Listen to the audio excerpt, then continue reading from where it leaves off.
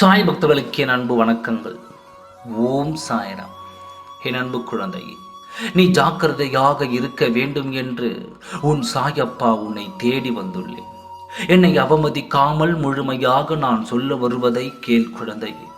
இன்றிலிருந்து 5 நாட்களுக்கு உன் இல்லத்தில் நடக்கப் போவதை சொல்ல வந்தேன். அதை முழுமையாக கேள்.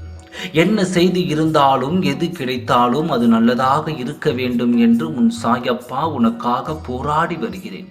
இந்த 5 நாட்களுக்கு அப்படி என்ன நடக்கப் போகிறது என்று நீ புலம்பிக் கொண்டிருக்கலாம். நேரம் காலம் சரியில்லாத நேரத்தால் எது நடந்தாலும் அது தவறாக நடந்துவிடும். நீ எதை தொட்டாலும் அதில் ஒரு கஷ்ட காலம் வந்துவிடும். அதனால் உன்னை அதிலிருந்து காப்பாற்ற வந்தேன்.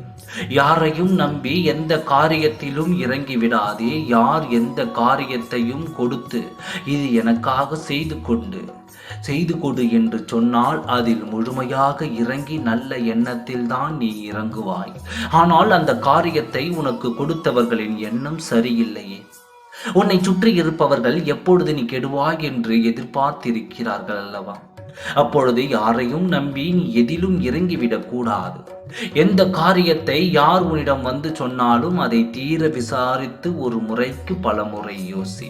அதில் இறங்கலாமா வேண்டாமா என்று என் மீது கோரிக்கை வைத்து நான் பதில் சொன்ன பிறகு நீ இறங்கு. உன்னால் எதுவும் முடியாது என்று உன் சாயப்பா சொல்லவில்லை. உன்னால் எல்லாம் முடியும். அனைத்திலும் உன்னால் வெற்றி பெற முடியும். ஆனால் கால நேரம் சரியில்லாத காரணத்தினால் உனக்கு வருவது எல்லாம் வாழ்க்கையில் இடையூறுகளை கொடுக்கத்தானே வரும். அதனால் தான் உன் சாயப்பா உன்னை ஜாக்கிரதையாக இருக்கச் சொல்கிறேன். இந்த 5 நாட்களும் உன் வாழ்க்கையில் நீ ஜாக்கிரதையாக இருக்க வேண்டிய நாட்கள். எதை தொட்டாலும் அதில் ஒரு பாவத்தையும் அதில் உனக்கான ஒரு சோகத்தையும் கொடுக்க காத்திருக்கிறது. மேலும் என் குழந்தைக்கு இத்தனை சோதனைகளை கொடுக்க உன் சாயப்பா நான் விரும்பவில்லை. அதனால் தான் நீ உஷாராக இருக்க வேண்டும் என்று உன் சாயப்பா சொல்ல வந்தேன். நீ இதை கேட்டு இதிலிருந்து 5 நாட்களுக்குள் கவனமாக இரு. நான் சொல்வதை நீ சோதித்து பார்க்க வேண்டும் என்றால் சோதித்துப் பார். இந்த 5 நாட்களில் உன்னை தேடி சிலர் வருவார்கள். அவர்கள் கொண்டு வரும் வாக்கை நீ கேட்டுத்தான் பாரேன்.